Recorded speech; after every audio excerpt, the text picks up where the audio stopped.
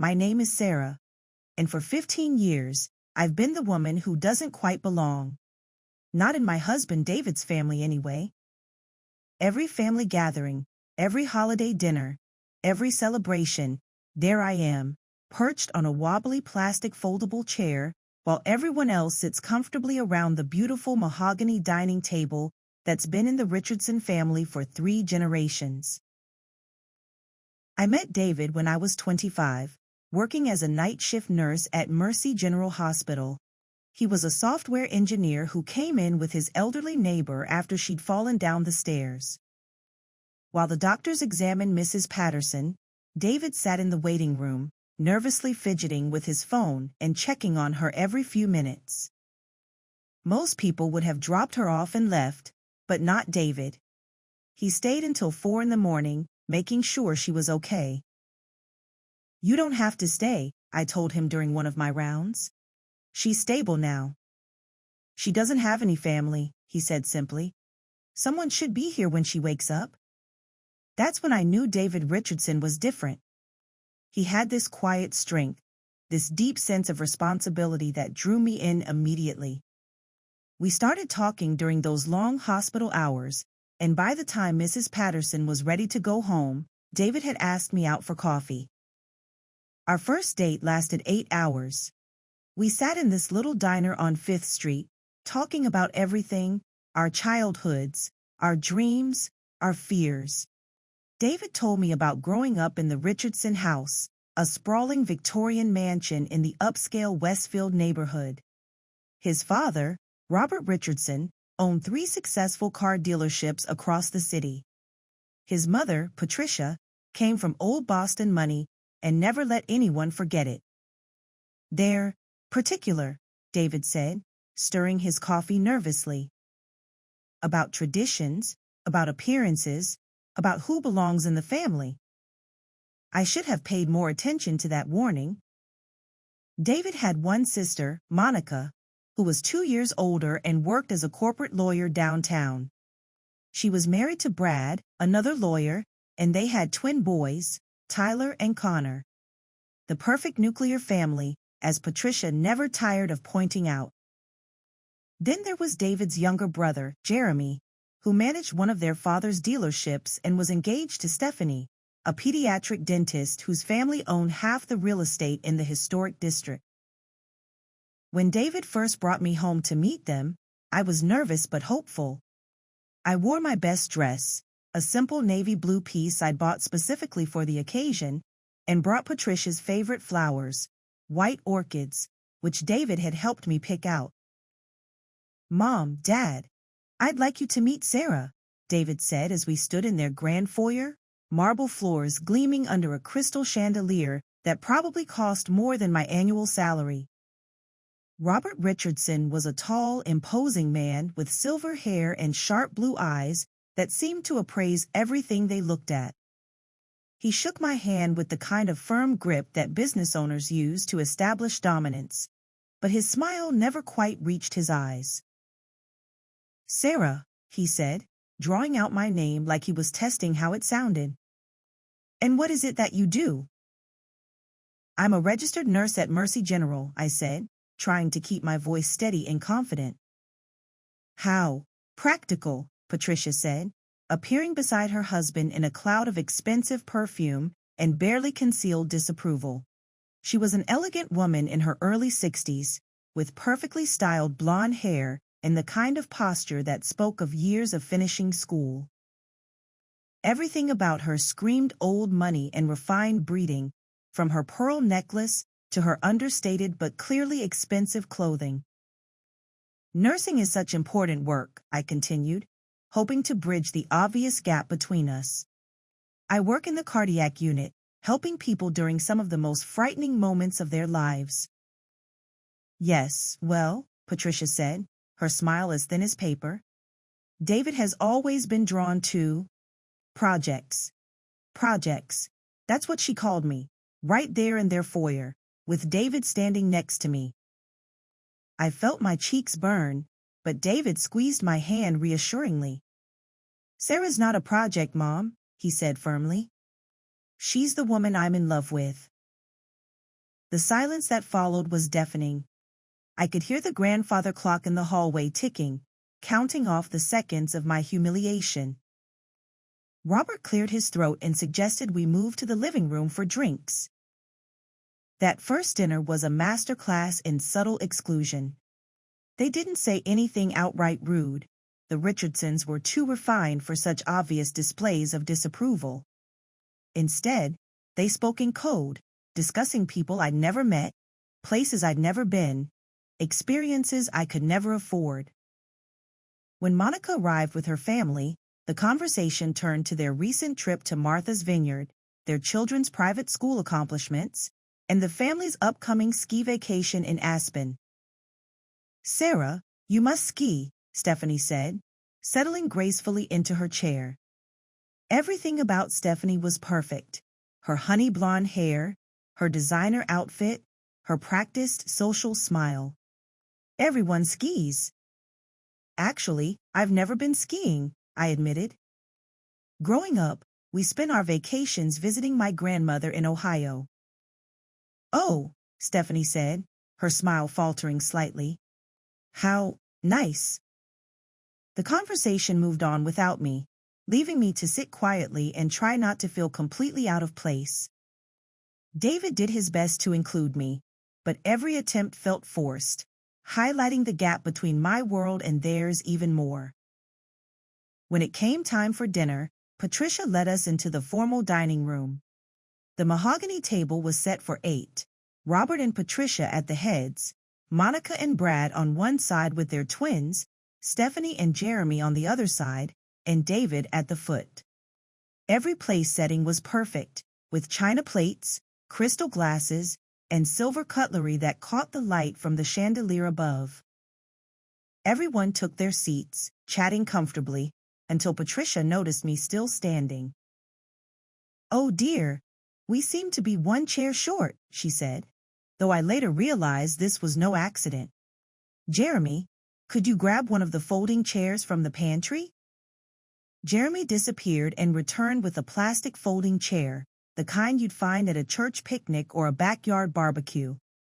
It looked ridiculous next to the elegant dining room furniture, a white plastic eyesore among all that polished wood and crystal.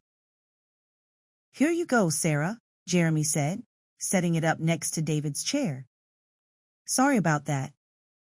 I sat down on that wobbly plastic chair, trying to pretend it didn't bother me, trying to act like I belonged despite the obvious visual reminder that I didn't. The chair was lower than the others, which meant I had to reach up slightly to get my food, and it creaked every time I moved. By the end of the dinner, my back was aching and my pride was in tatters. "I'm sorry about the chair thing," David said as we drove home. "I'll talk to Mom about getting another dining room chair." "It's fine," I lied, staring out the passenger window at the city lights blurring past. "They'll warm up to me eventually." But they never did. Over the 15 years that followed, that folding chair became my permanent seat at every family gathering. Christmas dinners, Thanksgiving celebrations, birthday parties, Easter brunches. There I was, the woman on the plastic chair, literally and figuratively on the outside looking in. I tried everything to fit in. I learned about wine so I could contribute to Robert's conversations about his collection. I researched art and culture so I could follow Patricia's discussions about the museum board she served on. I even took tennis lessons, thinking it might give me something in common with the other women. Nothing worked. I remained the outsider, the woman who didn't quite measure up, the wife who sat on a folding chair. The worst part wasn't the chair itself, it was what it represented. Every holiday, every celebration, that plastic chair was a reminder that I would never truly be part of this family. When Tyler and Connor would run around the table during dinner, they'd carefully navigate around the proper chairs but carelessly bump into mine. When family photos were taken, I was always slightly lower than everyone else, slightly apart, literally sitting on a different level. David would apologize after every gathering. "I'll say something next time," he'd promise. This is ridiculous. But he never did. Not really. He'd make gentle suggestions about getting another proper chair, but his mother would deflect with comments about the table only being made for 8, or the chairs being antiques that couldn't be matched, or simply changing the subject entirely. David never pushed. He was caught between his family and his wife, and he chose the path of least resistance every time. I loved my husband deeply, but I began to resent his inability to stand up for me. I understood his position. These people had raised him, shaped him, loved him in their own complicated way. But I was his wife, the woman he'd chosen to build a life with, and I deserved better than a folding chair and silent apologies. The breaking point came 3 months ago, at Tyler's high school graduation party. The whole extended family was there. Aunts, uncles, cousins, family friends. The dining room had been expanded with additional tables to accommodate everyone, beautifully set with the family china and crystal. And there, at the very end of the makeshift arrangement, was my plastic folding chair. I sat there watching everyone celebrate Tyler's acceptance to Princeton, listening to toast after toast about family legacy and tradition, while perched on that same wobbly chair I'd been sitting on for 15 years. When it came time for photos, I was relegated to the back row, barely visible behind the sea of properly dressed, properly seated family members. That night, I made a decision. I was done being the woman on the folding chair. Chapter 2: The Quiet Observer. What the Richardson family never realized was that sitting on the outside, being treated as less than, actually gave me the perfect vantage point to observe everything. While they dismissed me as David's charity case, the working-class girl who'd never quite measure up, I was watching, listening, and remembering every single thing they thought I was too insignificant to notice. Take Monica, for instance. Perfect Monica with her corner office and her pristine reputation. During family dinners, she'd regale everyone with stories of her latest legal victories, her charity work, her children's academic achievements. But I noticed things others missed. Like how she'd excuse herself to take important calls every 30 minutes, always returning with slightly dilated pupils and a new burst of manic energy. Or how she'd slip pills from unmarked bottles into her wine glass when she thought no one was looking. The first time I saw it, I wasn't sure what I was witnessing. We were at Easter dinner 2 years ago, and Monica had been particularly animated, talking rapidly about a case she was working on. She excused herself to take a call, and when she came back, I watched her drop something small and white into her wine. She stirred it with her finger and drank it down like it was nothing. "Are you feeling okay?" I asked quietly when she sat back down.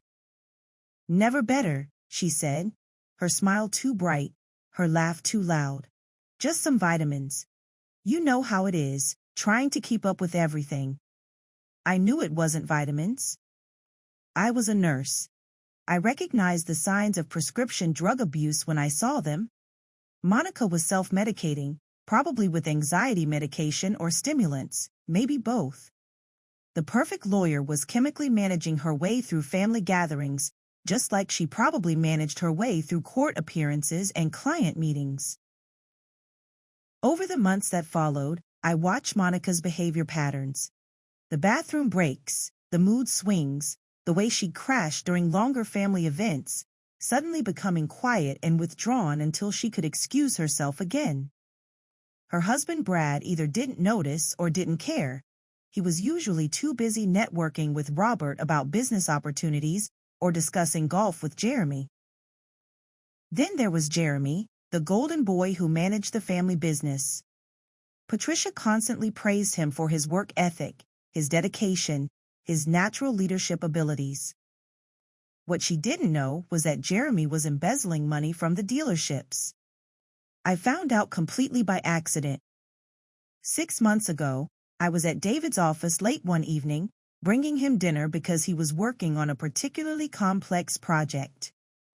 While I was waiting for him to finish up, I overheard Jeremy on the phone in the conference room next door. The walls were thin, and Jeremy was speaking louder than he probably realized. I know, but I need more time, he was saying. The auditors aren't due for another 6 months. I can have everything back in place by then. There was a pause, then Jeremy continued, his voice strained with anxiety. Look, it's not like I'm stealing from some random company. This is my family's business. I'm just borrowing against my future inheritance, okay? Dad would understand if he knew the situation. Another pause. Yes, I know it's technically fraud, but Stephanie doesn't know about the gambling debts, and I need to keep it that way. If she finds out I lost the house down payment in Atlantic City. I pressed closer to the wall, hardly believing what I was hearing. Perfect Jeremy, the responsible son, the future heir to the Richardson empire, was a gambling addict who was stealing from his own family to cover his losses. Over the following weeks, I started paying more attention to Jeremy's behavior. The stress lines around his eyes, the way he'd check his phone obsessively during family dinners, the expensive watch he'd suddenly stopped wearing. When Stephanie would talk about their house hunting progress, Jeremy would deflect or change the subject. The wedding they'd been planning was repeatedly postponed due to work commitments. Then there was Robert himself, the patriarch who ruled the family with quiet authority and an iron will. Everyone respected him, feared him a little, and wanted his approval. What they didn't know was that Robert Richardson was slowly losing his mind to early-onset Alzheimer's, and he was desperately trying to hide it from everyone, including his own family. I first noticed it 8 months ago during Thanksgiving dinner. Robert was telling a story about the early days of his business, a story I'd heard him tell at least 5 times over the years. But this time, he got confused in the middle, mixing up dates and names, repeating himself, then getting frustrated when he couldn't remember what he was talking about. Dad, are you okay? Monica had asked. Of course I'm okay, Robert snapped. Where was I? Everyone had laughed it off, chalking it up to too much wine or fatigue. But I recognized the signs. I'd worked with Alzheimer's patients before. The confusion, the repetition, the sudden flashes of anger when faced with their own limitations, I'd seen it all. Over the months that followed, I watched Robert's condition slowly deteriorate. He'd forget conversations we'd had, repeat questions he'd already asked, sometimes call David by Jeremy's name, or mix up his grandchildren's ages. The family attributed these episodes to stress or distraction, but I knew better. The most heartbreaking part was watching Robert struggle to maintain his authority while his mind betrayed him. He'd started writing everything down, keeping detailed notes about business meetings and family events. He'd developed elaborate systems to help him remember important information, all while pretending nothing was wrong. But perhaps the most shocking discovery came just 2 months ago, and it involved Patricia herself. Perfect Patricia, with her impeccable breeding and her rigid standards, who had spent 15 years making me feel like I wasn't good enough for her precious family. I was at the house early one Saturday, helping David move some furniture for his mother. Patricia was supposed to be at her book club, but I'd forgotten my purse and went back inside to get it. I heard voices coming from the kitchen, Patricia's voice and a man's voice I didn't recognize. You can't keep coming here, Patricia was saying, her usually composed voice filled with anxiety. What if someone sees you? Patty, relax, the man said, and I could hear the smile in his voice. Your husband's at the country club, and the kids never visit unannounced. That's not the point, Marcus. This is insane. We're both married. We're both past the age where this kind of behavior is acceptable. Marcus. I knew that name. Marcus Chin was Robert's business partner, a man I'd met several times at family functions. He was married to a lovely woman named Linda, and they had 2 grown children. He was also, apparently, having an affair with my mother-in-law. You didn't seem to think it was unacceptable last Tuesday at the Marriott, Marcus said, and I could hear movement, probably him moving closer to her. Marcus, stop, Patricia said, but her voice was breathless, conflicted. I backed away from the kitchen, grabbed my purse from the foyer table, and left as quietly as I could. But the damage was done. Patricia Richardson, the woman who had spent 15 years judging me, finding me wanting, treating me like I was beneath her family's standards, was cheating on her husband with his business partner. All of these secrets, all of these carefully hidden truths, and there I was with a front row seat to watch it all unfold. The woman on the folding chair, the outsider who was deemed unworthy of their respect, was the only one who knew who they really were beneath their perfect facades. David, bless him, was completely oblivious to all of it. He saw his family the way he wanted to see them, successful, stable, loving. He didn't notice Monica's pill-popping or Jeremy's stress-induced breakdowns. He didn't catch the early signs of his father's cognitive decline or his mother's afternoon rendezvous. David lived in a bubble of willful ignorance, choosing to believe in the version of his family that existed in holiday photos and birthday toasts.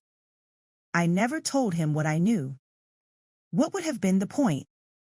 It would have destroyed him to learn that his perfect family was built on lies, addiction, theft, and betrayal.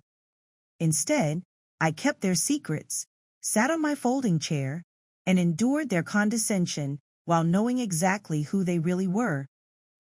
But secrets have a way of eating at you from the inside. Every family gathering became a performance where I had to pretend I didn't know what I knew. When Monica would lecture me about making better choices, or when Jeremy would make snide comments about people who don't understand business, I had to bite my tongue and smile politely. When Patricia would make her subtle digs about my background or my career, I had to resist the urge to ask her how Marcus was doing. The worst part was watching David navigate these relationships, trying so hard to maintain peace between his family and his wife. He'd make excuses for their behavior, rationalize their treatment of me, and constantly try to broker some kind of détente that would never come. He was fighting a battle he didn't even understand, trying to bridge a gap that was unbridgeable. 3 weeks ago, everything came to a head. David had been particularly stressed about work, and I suggested we take a weekend trip together, just the two of us.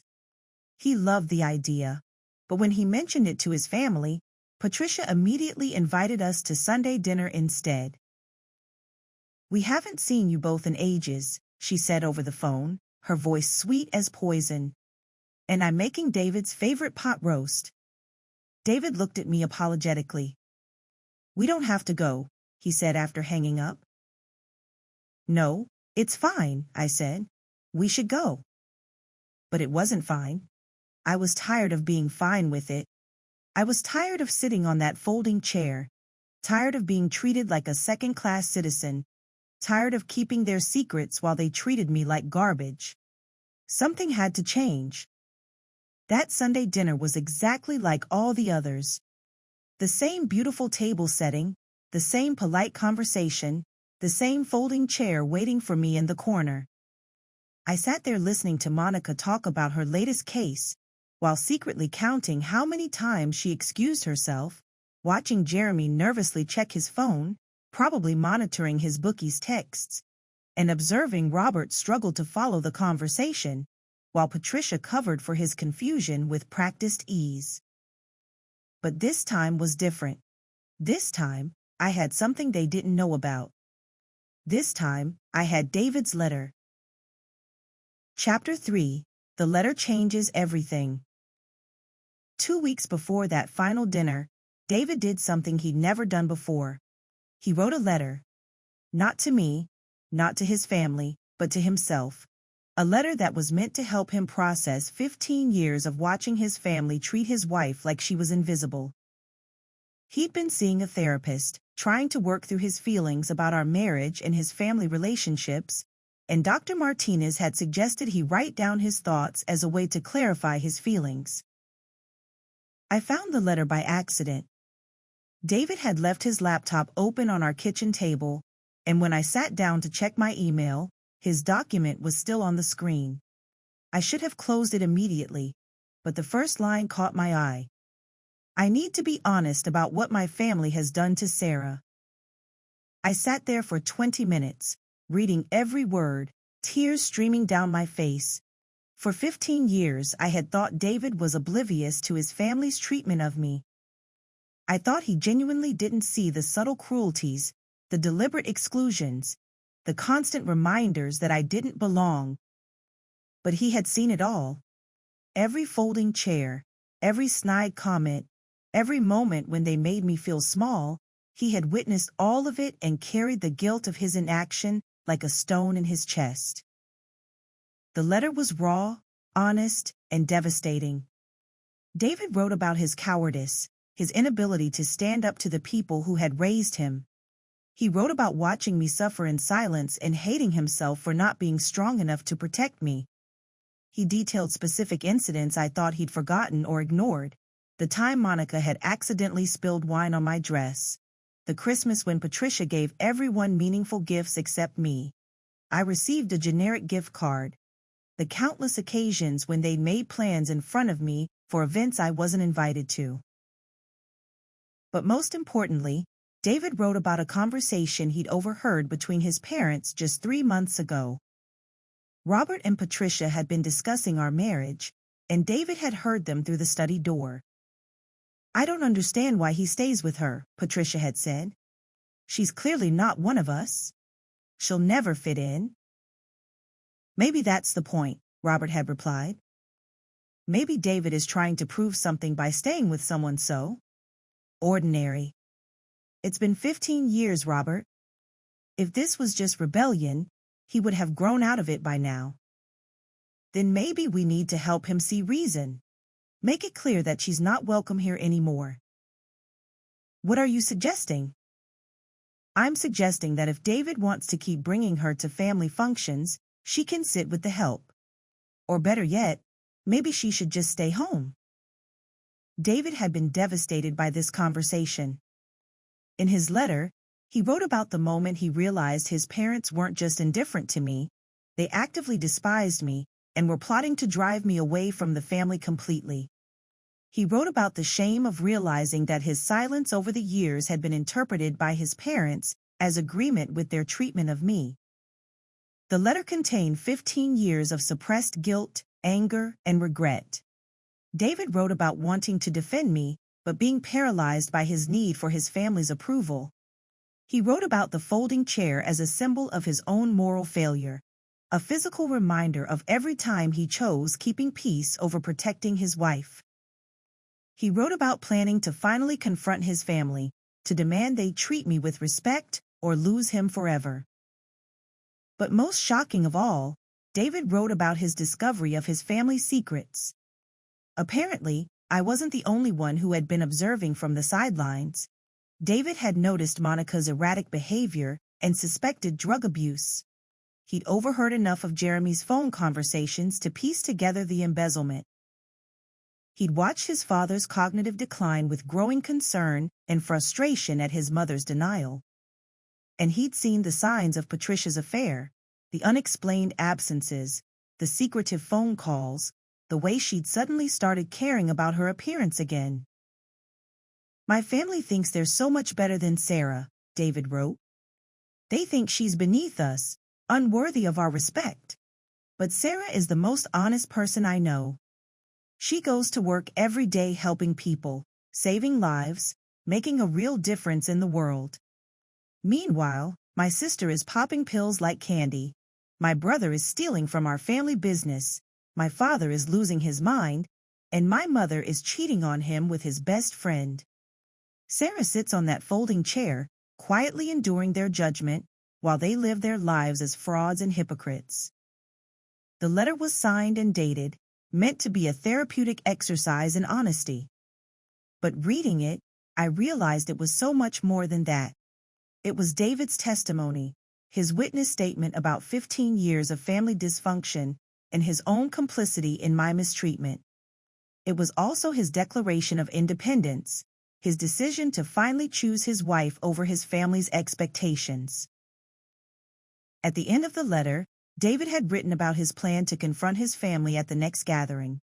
He was going to demand they treat me with respect, give me a proper chair, and acknowledge me as a full member of the family. If they refused, he was prepared to cut contact with them completely. I should have done this 15 years ago, he wrote. I should have stood up for Sarah the first time they made her sit on that folding chair. I should have walked out of every dinner where they treated her like she was invisible. I should have chosen my wife over my family's approval, but I was too weak, too scared of losing them. Now I realize that people who would treat my wife this way aren't worth keeping in my life. Reading that letter broke my heart and filled me with rage at the same time. David had seen everything, understood everything, and suffered with the knowledge of his own inaction. But he'd also been planning to finally take a stand, to finally be the husband I'd needed him to be for 15 years. The timing was cruel. David never got the chance to confront his family because 3 days after writing that letter, he was killed in a car accident. A drunk driver ran a red light and hit David's car as he was coming home from work. He died instantly, the doctor said. No pain, no suffering, just there one moment and gone the next. I was destroyed. Not just by losing David, but by losing him just when he'd finally found the courage to stand up for our marriage. The letter became both a source of comfort and torment, proof that my husband had truly seen and understood what I'd endured, but also a painful reminder of the conversation we'd never have, the confrontation that would never happen. The funeral was a nightmare. The Richardson family took over all the arrangements, treating me like a distant relative rather than David's widow. They planned the service, chose the flowers, wrote the obituary, and selected the pallbearers without consulting me. When I tried to voice my preferences, Patricia looked at me with cold eyes and said, "David was our son first, Sarah. We know what he would have wanted." They seated me in the front row at the funeral, but somehow I still felt like I was on the outside looking in. The eulogies focused on David's childhood, his business success, his role as son and brother. I was mentioned briefly as his loving wife, but the focus remained on his identity as a Richardson, not as my husband. At the reception afterward, I overheard Monica talking to some family friends. "It's so tragic," she was saying. "David had his whole life ahead of him. At least he didn't have children to leave behind." The implication was clear. My childlessness meant David's death was somehow less devastating, that he'd left behind no real legacy because his marriage to me had produced no heirs. I wanted to scream at her that David and I had chosen not to have children, that we'd been happy with our decision, that our marriage had meaning beyond reproduction. But I kept quiet, just like I always had. In the weeks following the funeral, the Richardson family gradually phased me out of their lives. No more dinner invitations, no more holiday gatherings, no more pretending I was part of their family. It was actually a relief. I no longer had to endure their subtle cruelties or sit on that damned folding chair. But it also felt like they were erasing David's memory, or at least the part of his memory that included me. That's when I decided to attend one final family dinner. Patricia had called me unexpectedly 3 weeks after David's funeral, with what sounded like a pity invitation. "We're having Sunday dinner this weekend," she said, her voice carefully neutral. "You're welcome to join us if you'd like. David always enjoyed our family dinners." I knew it was a trap. I knew they were probably planning to make their feelings about me even clearer now that David wasn't around to witness their behavior. But I also knew I had something they didn't expect: David's letter, printed out and folded in my purse. "I'd love to come," I told Patricia. "Thank you for thinking of me." I spent the rest of the week preparing for what I knew would be my final performance as the woman on the folding chair. I had no plan beyond showing up and seeing what happened, but David's letter felt like armor, protecting me with the knowledge that my husband had finally seen the truth about his family and chosen my side. The dinner was exactly as I'd expected. The same beautiful table, the same polite conversation, the same folding chair set up in the corner like a monument to my outsider status.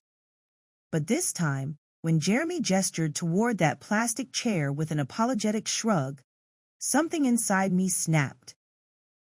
I looked around the table at these people who had tormented me for 15 years, who had made David's life miserable with their impossible standards and hidden shame, who thought they were better than me, while living their lives as addicts, thieves, and adulterers.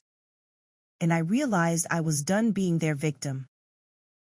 Actually, I said, reaching into my purse, before I sit down, I have something I'd like to share with everyone.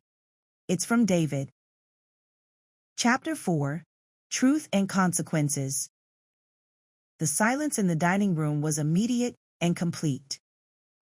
7 pairs of eyes fixed on me as I stood there holding David's letter, the folding chair forgotten behind me. Patricia's hand froze halfway to her wine glass. Monica stopped mid-sentence in whatever she'd been saying to Brad, and Jeremy's phone slipped from his fingers onto the table. "Sarah," Patricia said carefully, "what are you doing?" "I'm sharing something David wrote," I said, unfolding the letter with steady hands. "He never got the chance to read it to you himself, but I think it's important that you hear his thoughts about our family dynamics." Robert cleared his throat, his confusion evident. "Sarah, perhaps this isn't the appropriate time for—" "When would be the appropriate time, Robert?" I asked, looking directly at him. "David is dead. He died believing he was a coward who failed to protect his wife from his family's cruelty. When exactly would be the right time to let you know how he really felt?" The word cruelty hung in the air like a slap. These people weren't used to direct confrontation, especially not from me. For 15 years, I'd been the polite, quiet woman who absorbed their subtle insults and exclusions without complaint. This version of Sarah was foreign to them.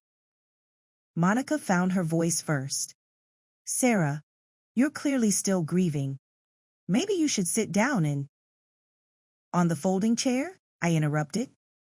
"The same folding chair I've sat on for 15 years while all of you enjoyed the comfort of proper seating around this beautiful table?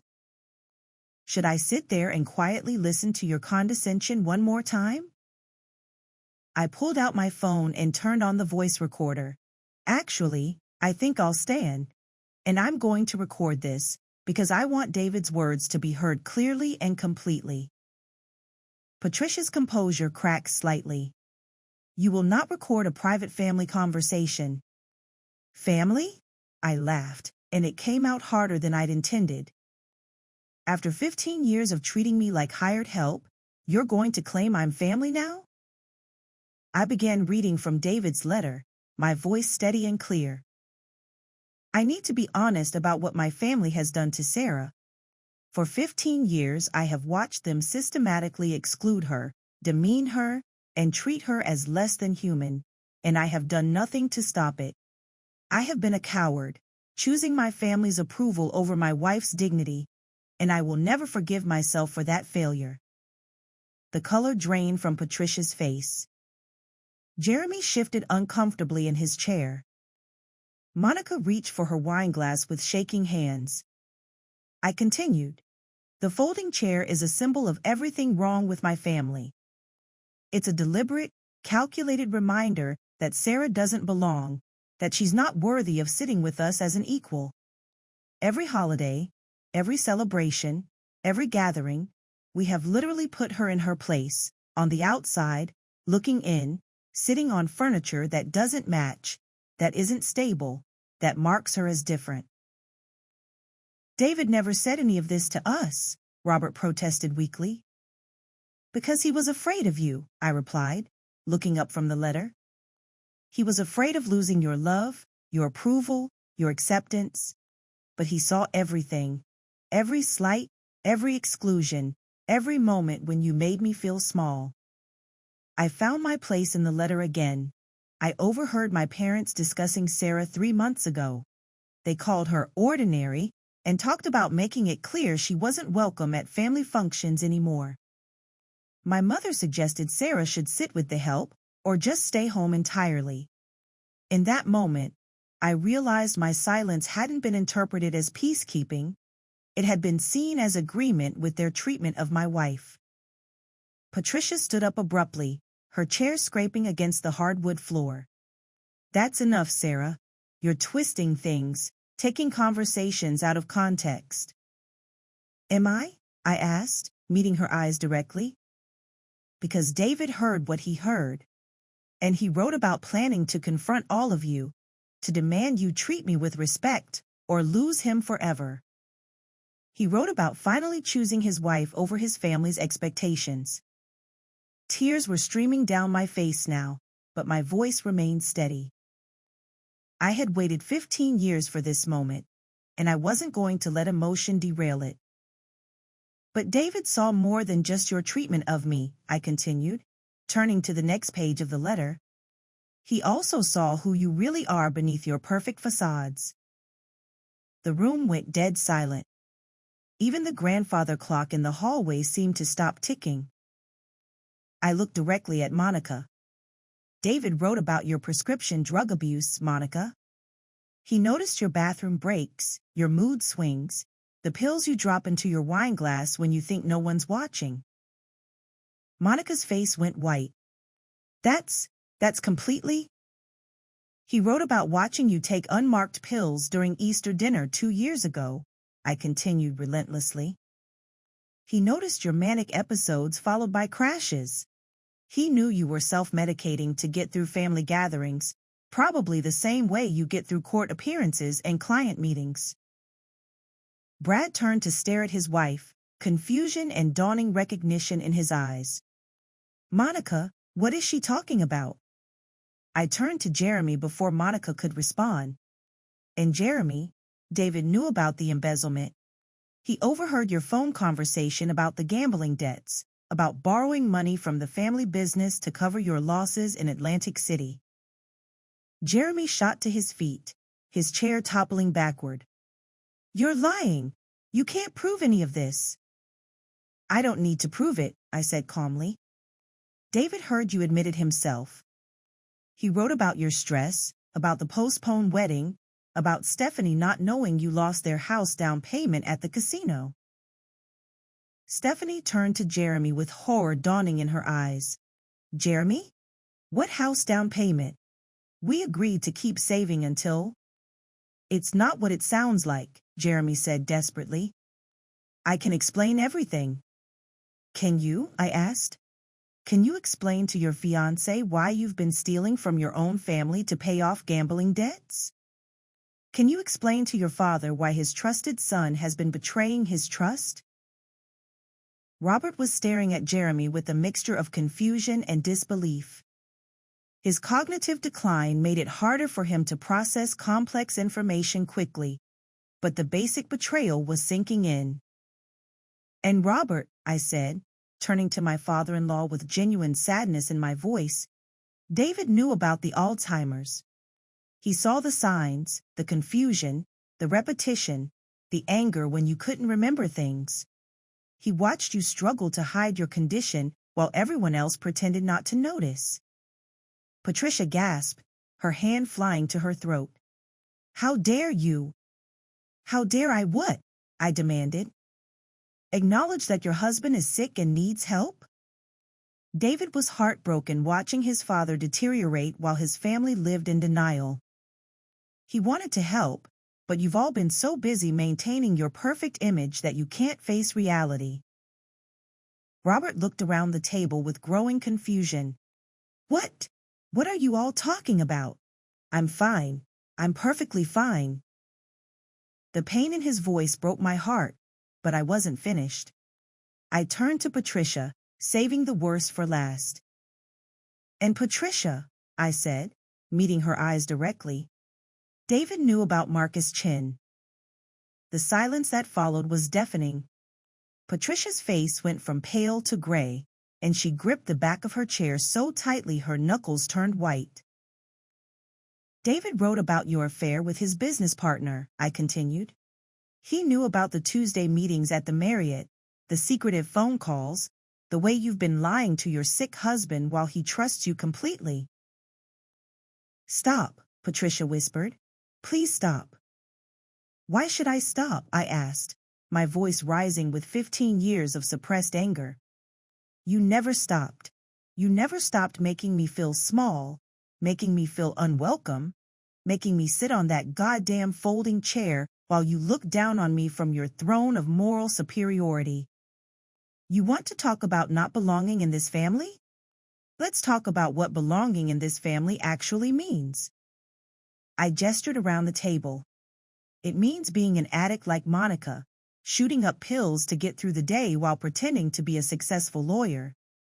It means being a thief like Jeremy, stealing from your own family to feed your gambling addiction. It means living in denial like Robert, refusing to acknowledge that you need help even as your mind slips away. Or it means being a cheater like Patricia, betraying your marriage vows with your husband's best friend while judging everyone else's moral character. The devastation on their faces was complete. Monica was crying openly now, her perfect makeup running down her cheeks. Jeremy looked like he might vomit. Robert seemed lost, trying to process information his damaged brain couldn't fully comprehend. Patricia had sunk back into her chair, staring at me with something that might have been respect for the first time in 15 years. David loved all of you despite your flaws, I continued, my voice softening slightly. He saw your addictions, your crimes, your lies, your betrayals, and he still loved you because you were his family. But he couldn't understand why you refused to show that same love and acceptance to me. I never stole from you, never lied to you, never betrayed you. My only crime was not being born into the right social class. I folded the letter and put it back in my purse. David planned to have this conversation with you himself. He was going to demand that you treat me with respect or lose him forever. He died before he could follow through, but his words remain. Sarah, Patricia said quietly, we never realized. Yes, you did, I interrupted. You realized exactly what you were doing. Every folding chair, every exclusion, every subtle insult was deliberate. You wanted me to know I didn't belong, and you succeeded. I picked up the folding chair and held it up for everyone to see. This chair is who you are. It's cheap, unstable, and doesn't match anything else in the room. It serves its basic function, but it's not meant to last, and it's certainly not meant to make anyone comfortable. You put me on this chair because you thought I was like it, temporary, inferior, not worth investing in. I set the chair down with a loud clatter. But here's what David understood, and what you never will. I am not this chair. I am a registered nurse who has saved more lives than any of you have touched. I am a woman who loved your son unconditionally and supported his dreams without judgment. I am someone who kept your secrets, endured your cruelty, and still showed up to every family gathering because it mattered to David. We can do better, Monica said through her tears. We can change, we can. It's too late for that, I said simply. David is gone, and with him, any reason I had to tolerate your treatment. I don't need your acceptance anymore. I don't need your approval or your invitations or your folding chair. I walked toward the dining room door, then paused and turned back. But you need something from me. You need my silence about what I know, what David knew. You need me to keep your secrets the way I've been keeping them for years. The implications hung in the air. I wasn't threatening them exactly, but I was making it clear that their perfect reputations depended on my discretion. What do you want? Robert asked, his voice barely above a whisper. I want you to remember David the way he really was, I said. Not as the obedient son who never questioned your authority, but as a man who finally found the courage to stand up for what was right. I want you to know that he saw through all of your pretenses and loved you anyway. And I want you to understand that the woman you dismissed as unworthy was the person he trusted most in the world. I reached into my purse and pulled out a small, wrapped package. This is David's wedding ring. He wanted Jeremy to have it someday, when he was ready to understand what marriage really means. But I don't think any of you understand what love, loyalty, or commitment actually look like. I set the package on the folding chair. When you figure out what those words mean, you can have his ring. Until then, let it sit on the chair where you put his wife for 15 years. Patricia stood up suddenly, her composure finally cracking completely. Sarah, please. We were wrong. We know we were wrong. David was our son, our baby boy, and we loved him so much. We thought we were protecting him somehow. Protecting him from what? I asked. From being happy? From having a wife who loved him exactly as he was? From building a life with someone who didn't need his family's money or status to feel worthwhile? From making the same mistakes we made, Patricia whispered. From settling for less than he deserved. The same mistakes you made? I repeated, incredulous. You mean like marrying someone you love? David didn't settle for less, he chose better. He chose someone real over someone fake, someone honest over someone pretentious, someone who would stand by him over someone who would judge him. I looked around the table one last time. You spent 15 years trying to prove I wasn't good enough for your family. Congratulations, you succeeded. I'm not good enough to sit at a table with addicts, thieves, and adulterers who think their money makes them better than honest people. David deserved better than all of us, but he loved us anyway. That's the kind of person he was. I walked to the front door, hearing chairs scraping and urgent whispers behind me. As I reached for the doorknob, I heard Patricia call out. Sarah, wait. Please don't leave like this. I turned back to see her standing in the doorway of the dining room, tears streaming down her face. Behind her, I could see the others, Monica clinging to Brad, Jeremy trying to explain something to Stephanie, Robert sitting alone and confused at the head of the empty table. I'm not leaving like anything, I said quietly. I'm leaving like David's widow, with my dignity intact and my conscience clear. I'm leaving like someone who finally understands that respect can't be demanded, only earned. And I'm leaving like someone who knows the difference between a real family and people who just happen to share the same last name. As I walked to my car, I could hear the chaos erupting behind me. Raised voices, accusations, the sound of chairs being pushed back from the table. The perfect Richardson family dinner was dissolving into the reality of who they really were. But I felt lighter than I had in years.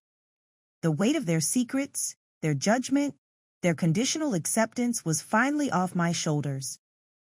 I was free from the folding chair, literally and metaphorically. 3 months later, I received a call from Jeremy. Monica had entered rehab for prescription drug abuse. Jeremy had confessed to the embezzlement and was working with the family lawyer to make restitution. Apparently, David had left me enough money that I could choose to press charges or not.